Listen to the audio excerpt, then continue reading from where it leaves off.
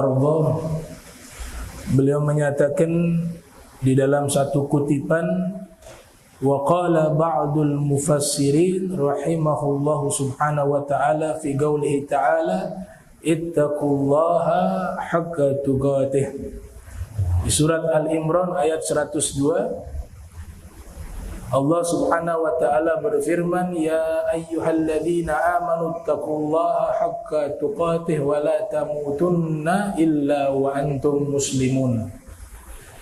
Ini termaktub di surat Ali Imran ayat 102, yang artinya, ya ayyuhalladzina amanu, wahai segenap orang-orang yang beriman kepada Allah subhanahu wa ta'ala, wahai segenap orang-orang yang beriman, ittaqullah, bertakwalah kepada Allah subhanahu wa ta'ala, haqqa tuqatih, dengan sebenar-benarnya takwa, wala tamutunna illa wa antum muslimun, janganlah kalian meninggal kecuali dalam keadaan muslim. Berkata sebagian mufassirin bahwa makna haqqa tuqatih di sini artinya huwa an yuta'a fala yu'sa, yaitu Allah ditaati, tidak pernah dimaksiati. Wa yuzkaru fala yunsa, Allah selalu diingat, tidak pernah dilupakan. Wa yushkaru fala yukfar, Allah selalu disyukuri, tidak pernah dikufuri. Nah, ini makna haqqa tuqatih.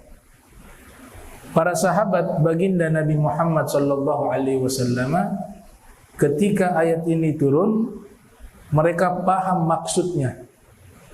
Bertakwa kepada Allah dengan sebenar-benarnya takwa itu, dengan konsep penafsiran tadi, Allah tidak boleh dimaksiati, tidak boleh dilupakan, tidak boleh dikufuri, itu sangat berat. Sehingga para sahabat memahami bahwa sesungguhnya hakikat takwa itu sulit untuk bisa dilakukan. Maka mereka mengadukan hal ini kepada Nabi Muhammad sallallahu alaihi wasallam tentang ayat yang memerintahkan untuk bertakwalah kepada Allah dengan sebenar-benarnya takwa. Itu hal yang sulit. Disampaikanlah kepada Nabi Muhammad sallallahu alaihi wasallam.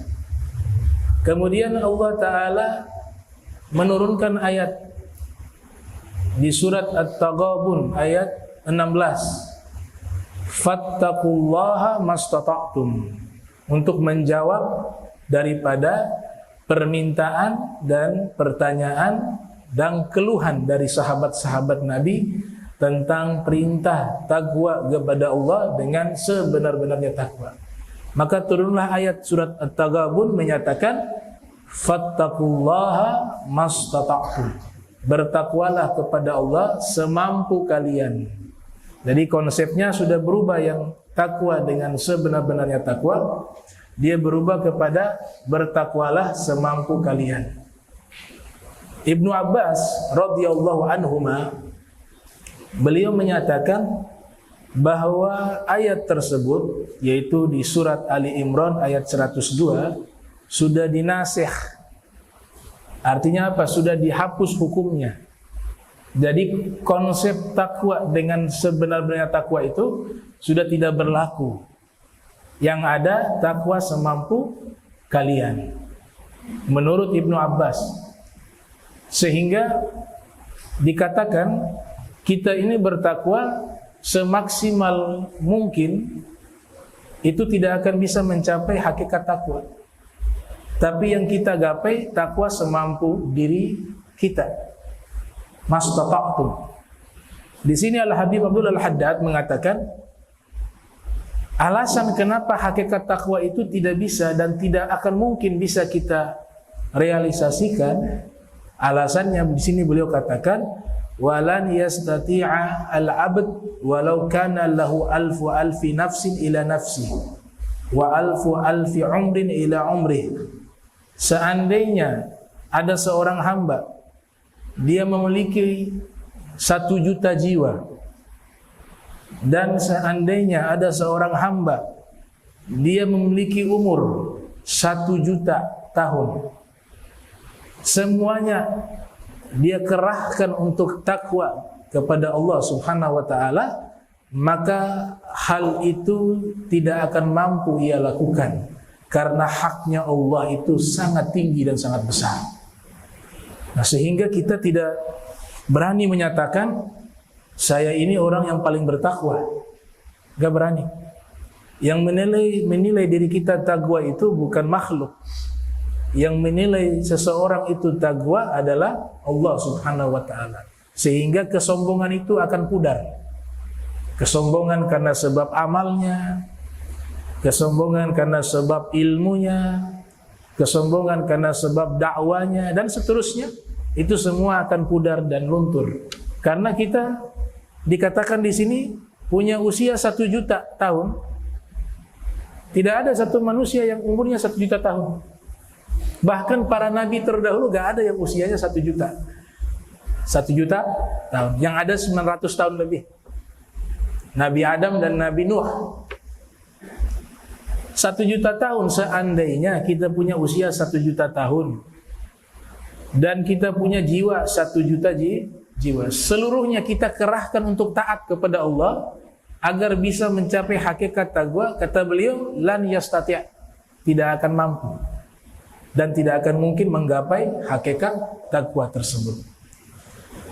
Walau anfaqa jami'a dzalika fi ta'atillahi subhanahu wa ta'ala wa mahabbihi wa dzalika li'uzmi haqqillahi ta'ala ala ibadihi. Kenapa hal tersebut tidak mampu kita gapai? Yaitu maknanya hakikat takwa itu. Oleh sebab itu kalau kita khutbah Jumat, itu guru-guru kami melarang, bukan melarang dalam tanda kutip haram ya. Sekali lagi bukan karena haram, tapi adab dan paham makna takwa. Itu dipilih kalimat karena rukun khutbah kan ada wasiyatul takwa. Rukun di dalam khutbah Jumat itu ada wasiat takwa. Itu harus disampaikan. Nah, mereka memilih wasiat takwa bukan dalam bentuk ittaqullah haqqa tuqatih wa la tamutunna illa wa antum muslimun. Ini tidak dianjurkan oleh guru-guru kami. Alasannya 2. Itu kalau diterjemahkan, bertakwalah kalian kepada Allah dengan sebenar-benarnya takwa. Kenapa guru-guru kami tidak menganjurkan wasiat takwa bentuk seperti ini ketika khutbah Jumat? Alasannya 2. Yang pertama, bentuk domirnya. Bentuk domirnya. Domir itu kata ganti. Di situ khotib kalau mengutip wasiat takwa dalam bentuk ayat tersebut, karena itu kan ayat surat Ali Imran. Dikatakan ya ayyuhalladzina amanu taqullaha haqqa tuqatih wa la tamutunna illa wa antum muslimun. Ada tidak khotib yang pakai itu? Ada. Sah tidak? Sah. Apakah dilarang? Tidak dilarang, boleh. Tapi di golongan orang-orang yang sudah paham makna ayat tersebut, mereka tidak menganjurkan menggunakan wasiat takwa tersebut ketika khutbah Jumat. Alasannya 2. Yang pertama, domir, kata ganti di situ kan kalian. Kalian berarti dia tidak, yang khotib tidak. Padahal wasiat ini harus khotib yang pertama. Toh khotib yang ngajak orang kebaikan, maka khotib itu yang harus bertakwa terlebih dahulu. Tapi kalau pakai ayat tersebut dijadikan wasiat takwa, berarti bertakwalah kalian dengan sebenar-benarnya takwa. Berarti khotib tidak termasuk. Padahal khotib juga sama dengan mustami'un. Sama dengan orang yang dengar. Gak tahu nih siapa yang takwa. Khotib gak bisa memastikan dirinya lebih baik daripada yang mendengar. Maka wasiat ini harus berlaku kepada khotib khususnya dan secara umum kepada seluruh jamaah yang hadir di dalam sholat Jumat. Maka tidak dianjurkan pakai wasiat ini. Kalau di guru-guru kami mengajarkan demikian. Itu alasannya yang pertama. Dan itu logis. Jadi kalau wasiat itu berarti hanya disampaikan kepada jamaah yang hadir, tapi khotibnya tidak.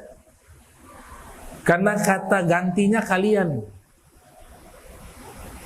Kalian berarti bukan dirinya. Bukan si khotib, tapi yang mendengar. Yang kedua, alasan wasiat ini tidak digunakan ketika khutbah Jumat berdasarkan tuntunan guru-guru kami, karena ada makna haqqa tuqatih. Bertakwalah kalian kepada Allah dengan sebenar-benarnya takwa. Itu kan dikatakan tadi hal yang tidak mungkin digapai. Orang yang paling bertakwa yang diakui oleh Allah itu adalah Nabi Muhammad sallallahu alaihi wasallam. Jadi ayat yang mengatakan inna akramakum indallahi atqakum. Sesungguhnya yang paling mulia di sisi Allah adalah yang paling bertakwa di antara kalian. Kita gak bisa memvonis diri kita paling bertakwa, karena gak ada wahyu yang turun yang menyatakan hal itu. Berbeda dengan Nabi Muhammad SAW, Nabi pernah mengatakan inni atqakum lillah. Saya ini adalah orang yang paling bertakwa. Kalau hal itu disampaikan oleh Nabi Muhammad SAW, hal yang wajar dan hal yang memang realita. Karena yang Nabi sampaikan bukan secara pribadi. Itu ucapan Nabi itu yang berikan Nabi mengucapkan kalimat tersebut adalah wahyu dari Allah Subhanahu wa taala. Nah, sehingga nanti kita setiap melakukan kebaikan tidak masuk ke wilayah i'jabul mar'i binafsih. Merasa bangga dengan diri sendiri. Saya sudah banyak kontribusi dalam kebaikan. Saya sudah banyak melakukan ketaatan. Saya sudah banyak begini dan seterusnya. Saya sudah mencapai derajat sebagai orang yang bertakwa. Gak bisa seperti itu. Tidak masuk ke wilayah orang-orang yang belajar ilmu tasawuf akhlaki, seperti itu tidak ada. Konsep yang ada, makin beramal makin merasa kurang, makin merasa banyak dosa. Seperti itu yang diajarkan oleh Nabi Muhammad SAW kepada diri kita. Itu makna pertama tuh, haqqa tuqatih. 1 juta umur, 1 juta tahun, 1 juta jiwa kita infakkan di dalam taat kepada Allah, belum bisa mencapai derajat haqqa tuqatih. Al-Habib Abdullah Al-Haddad menafsirkan penafsiran yang berbeda. Kalau tadi kan dinasikh, ini nasikh istilah di dalam ilmu Al-Quran dan ilmu hadis. Karena Al-Quran diturunkan tadrija secara berangsur-angsur, maka ada ayat yang lama hukumnya dihapus dengan ayat yang baru. Demikian dalam hadis hal itu juga berlaku, disebut dengan an-nasikh wal mansukh. An-nasikh wal mansukh. Al-Habib Abdullah Al-Haddad beliau mengatakan surat Ali Imran ayat 102 tersebut tidak dinasihkan oleh surat At-Taghabun ayat 16. Fattaqullaha mastata'tum. Tapi dia litabyin wa tawdih. Justru surat At-Taghabun ayat 16 itu menjelaskan maksud daripada surat Ali Imran ayat 102. Menjelaskan makna daripada bertakwalah kalian kepada Allah dengan sebenar-benarnya takwa. Makna sebenar-benarnya takwa adalah kalian bertakwa semampu kalian, semaksimal mungkin. Itu penafsiran yang kedua. Dan ini penafsiran yang kedua dipilih oleh musannif hadzal kitab, penyusun kitab yang kita bacakan ini, Al-Habib Abdullah bin Ali Muhammad Al-Haddad. Di sini beliau kemukakan alasan yang lain. Kenapa sih haqqa tuqatih itu tidak bisa direalisasikan? Beliau mengatakan wa dzalika li'uzmi haqqillahi ta'ala. Karena haknya Allah itu sangat besar. Haknya Allah itu besar. Sehingga kita diwajibkan setiap kali sholat yang diperintahkan kita membaca suratul Fatihah. La solata liman lam yaqra' bi Fatihatil Kitab. Tidak ada solat bagi orang yang tidak membaca Fatihatil Kitab, suratul Fatihah. Apa rahasia daripada disyariatkan kita membaca surat Fatihah di solat wajib kita maupun solat sunnah kita? Dan dia bagian daripada rukun yang harus dibaca. Rahasianya karena di suratul Fatihah di situ mengandung makna kita beribadah bukan secara personal satu persatu, tapi ibadah kita digabung dengan ibadahnya para nabi, para rasul, para hamba-hamba Allah yang soleh, para malaikat, digabung jadi satu, baru jadi satu kesatuan sholat. Tapi kalau satu persatu, itu haknya di hadapan Allah terlalu kecil. Maka sholat kita itu digabung. Dari mana kita bisa menafsirkan bahwa sholat kita digabung dengan sholatnya para nabi, para rasul, para aulia, para solihin, para malaikat? Dari kata ganti yang disebutkan di dalam surat Fatihah. Apa yang digunakan? Nahnu. Itu dalam ilmu balaghah namanya al-iltifat. Dia berpindah dari domir satu ke domir yang lain. Yang pertama kan alhamdulillahirabbil alamin, ar-rahmanir rahim, maliki yaumiddin, iyyaka na'budu. Kepadamulah kami beribadah. Padahal yang diperintahkan masing-masing baca sendiri. Sebenarnya Allah bisa mengkonsep kalau disyariatkan surat Fatihah masing-masing membaca sendiri, harusnya kalau dikonsep itu pakai aku. Betul tidak? Kepadamulah aku menyembah dan kepadamulah aku meminta pertolongan. Iyyaka a'budu wa iyyaka asta'in. Harusnya secara realita dan hukumnya itu, karena diperintahkan masing-masing membaca sendiri-sendiri surah Fatihah, itu redaksi katanya harusnya seperti itu. Tapi Allah mengajarkan kepada kita tidak menggunakan kata aku. Karena kalau aku ibadahnya aku ini hancur berantakan di hadapan Allah. Salatnya aku berantakan, puasanya aku berantakan, ibadah hajinya aku berantakan. Maka diganti dengan kata apa? Kami, padahal kita sendiri yang baca. Kami di situ mencakup para nabi, para rasul, para aulia, para malaikat. Semua digabung ibadahnya kepada Allah. Itu pun belum cukup dengan haknya Allah. Haknya Allah terlalu besar. Nah, jadi kata kami beribadah, kami minta pertolongan, di situ kita gabungkan semuanya dengan ibadah para anbiya, para rasul, para aulia, para solihin. Artinya haknya Allah begitu besar. Ya. Jadi jangan pernah merasa diri kita sudah luar biasa di hadapan Allah, jangan. Tapi merasalah diri kita ini banyak kekurangan, banyak dosa. Li'udhmi haqqillahi ta'ala ala ibadi wa li jalali 'azamatillah wa 'uluwi kibriya'ih wa irtifa'i majdihi wa qad qala afdalul qa'imin bihaqqillahi wa akmaluhum sayyiduna Muhammad sallallahu alaihi wasallam fi du'a'i i'tirafan bil 'adli an qiyami bi ihsa'i tsana' 'ala Allah. Coba perhatikan kata beliau, orang yang paling terbaik, yang paling afdal di dalam ini sudah jadi mic cabin tidak bisa. Iya. Dia mic lantai. Wa qad qala afdalul qaimin bihaqqillahi wa akmaluhum Muhammadun sallallahu alaihi wasallam.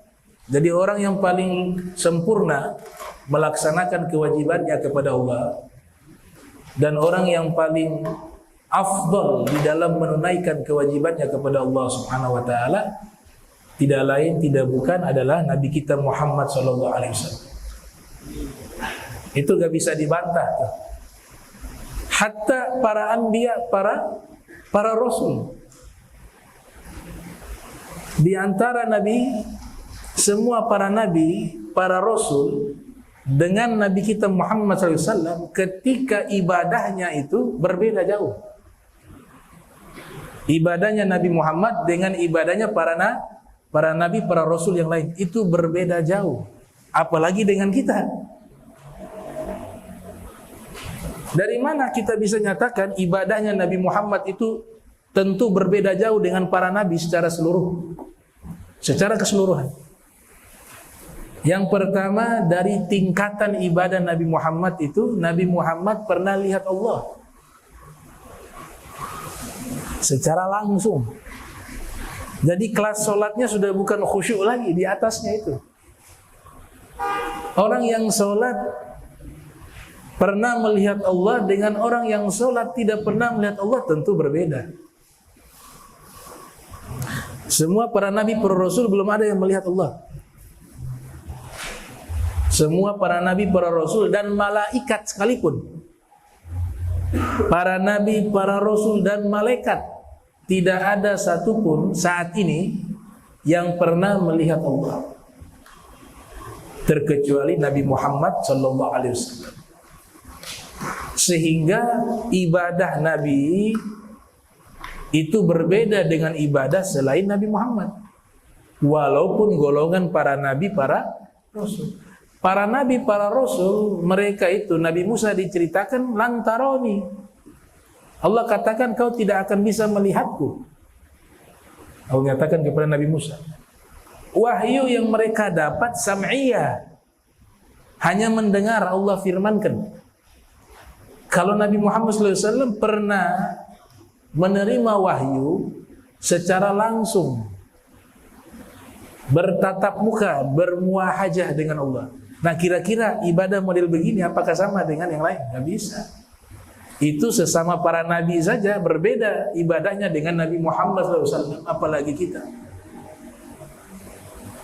Ibadahnya Nabi ketika membaca Al-Quran, ada surat-surat menceritakan tentang neraka.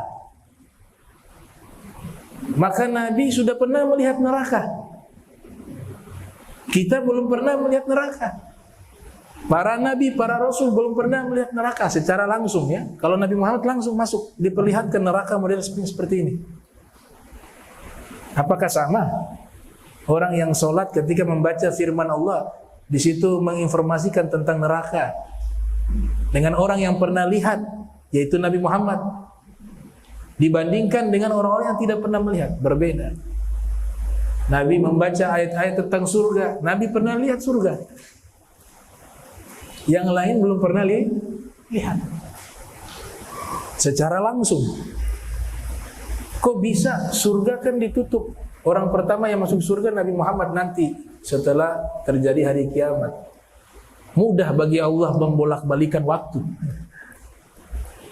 Allah yang ciptakan waktu, Allah bisa mengatur waktu. Allah yang mengatur